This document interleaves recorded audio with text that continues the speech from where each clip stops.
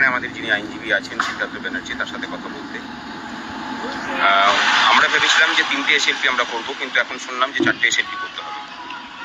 একটা গ্রুপ ডিদের জন্য, একটা গ্রুপ সিদের জন্য, একটা 9-10 এবং একটা 11-12।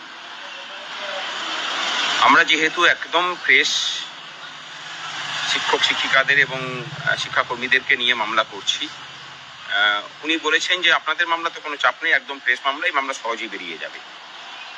কিন্তু বলেছেন যে আপনাদের পিটিশনে যদি একজনও এমন থাকে যে যার চাকরি বা কোনো পিটিশনই যার চাকরি নিয়ে প্রশ্ন চিহ্ন আছে, তাহলে কিন্তু গোটা পিটিশনই মার খাবে। আমরা বলেছি যে আমরা সমস্ত রকম স্ক্রুটিনি করছি, আমরা করেছি, সেভাবেই আমরা লোক নিয়েছি। আমাদের পিটিশনে এমন কেউ নেই যার চাকরি নিয়ে প্রশ্ন চিহ্ন আছে বা যে কোনো শিক্ষাকর্মীর চাকরি নিয়ে প্রশ্ন চিহ্ন আছে।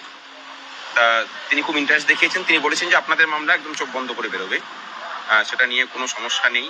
আমাদের এওআর কে থাকবেন সেটা নিয়ে কথা হয়েছে, এওআর সাথে সমস্ত কথাবার্তা হয়েছে। সিনিয়র আইনজীবী কে হবেন সেটা নিয়ে আমরা আগামীকালকে ফাইনাল করছি। যদি মুকুল রোহতগিকে এখনো পর্যন্ত রাজ্য সরকার না অ্যাপয়েন্ট করে থাকে, তাহলে আমাদের মামলাতে উনি থাকবেন যদি ফাঁকা থাকেন। না হলে আমরা অন্য সিনিয়রে চিন্তা করছি। আপনারা যারা এখনো পর্যন্ত সংগ্রামী যৌথ মঞ্চের হয়ে মামলাতে পিটিশনার হতে চান, আর কিন্তু সময় নেই। আগামীকাল রাতের মধ্যেই সমস্ত কিছু করতে হবে। আগামী পরশুদিন আমাদের টিম সমস্ত কাগজপত্র নিয়ে দিল্লি উড়ে যাবে এবং সেখানে গিয়ে মামলা লেখা হবে। মোট 4টে এসএলপি হবে। তারপরে যেটা হওয়ার সেটা সেভাবে এগোবে। কিন্তু যেভাবে উনি আশ্বাস দিয়েছেন যে আপনাদের যেহেতু র্যাঙ্ক জাম্প নেই, ওএমআর শিটে কোনো রকম কারিকুরি নেই আপনাদের ক্যান্ডিডেটদের, সেজন্য আপনারা নিশ্চিন্ত থাকতে পারেন, আপনাদের মামলা জেতা মামলা। আমরা সেভাবেই সাজিয়েছি সমস্তটা এবং সেই নিশ্চিন্ততার সাথে আমরা কাজ করছি।